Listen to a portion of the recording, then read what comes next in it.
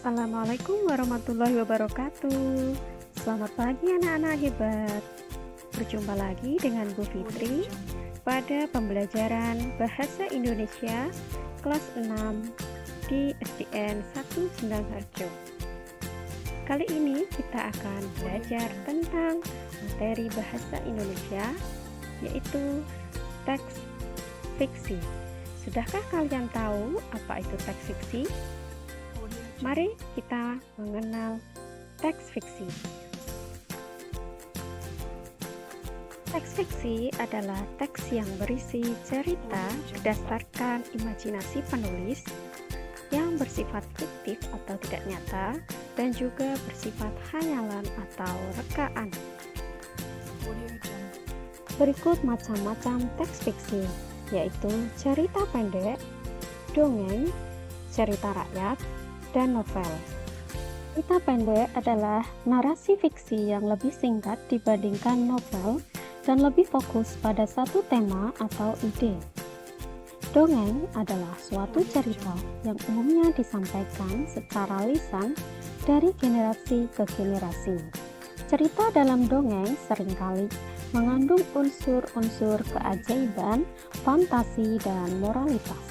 Cerita rakyat adalah jenis cerita turun-temurun yang dikembangkan di kalangan masyarakat tertentu. Selanjutnya, novel. Novel adalah cerita fiksi yang panjang, biasanya terdiri dari beberapa bagian dan memiliki banyak karakter atau subplot yang mendalam. Selanjutnya, unsur intrinsik pada teks fiksi. Yang pertama, yaitu tema. Tema merupakan inti permasalahan dalam cerita. Yang kedua, tokoh. Tokoh merupakan pemeran dalam sebuah cerita yang terdiri dari tokoh utama dan pendukung. Yang ketiga, watak. Watak merupakan sifat atau karakter tokoh dalam cerita. Yang keempat, alur atau plot, yaitu jalan cerita atau urutan peristiwa dalam cerita. Yang kelima, latar atau setting adalah gambaran waktu, tempat, dan suasana dalam cerita. Yang terakhir adalah amanat, adalah pesan moral yang ingin disampaikan oleh penulis cerita. Anak, bagaimana cara menentukan tokoh utama?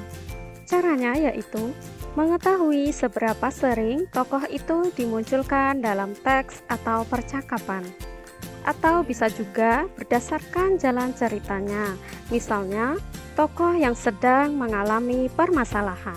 Berikut ini contoh watak atau sifat tokoh dalam cerita, antara lain yaitu suka menolong, pendiam, pemarah, rendah hati, suka mencuri, dan lain sebagainya.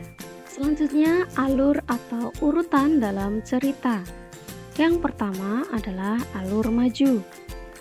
Alur maju yaitu jalan cerita dengan peristiwa yang dimulai dari awal hingga akhir. Yang kedua, alur mundur. Alur mundur yaitu cerita dengan peristiwa dari akhir hingga ke awal. Selanjutnya yang ketiga, alur campuran, yaitu gabungan antara alur cerita maju dan juga alur cerita mundur. Anak-anak, apakah kalian tahu apa saja latar dalam sebuah cerita? Latar dalam sebuah cerita ada 3, yaitu yang pertama, latar tempat.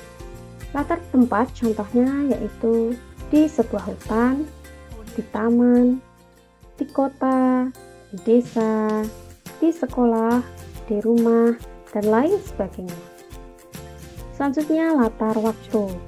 Latar waktu bisa menunjukkan sore hari, malam hari, pagi hari, siang hari, bisa juga pada zaman dahulu atau pada suatu hari. Selanjutnya, latar suasana.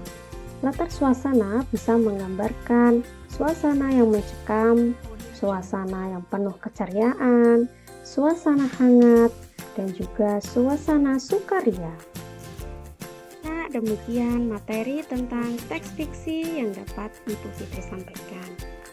Kita berjumpa lagi pada lain kesempatan ya.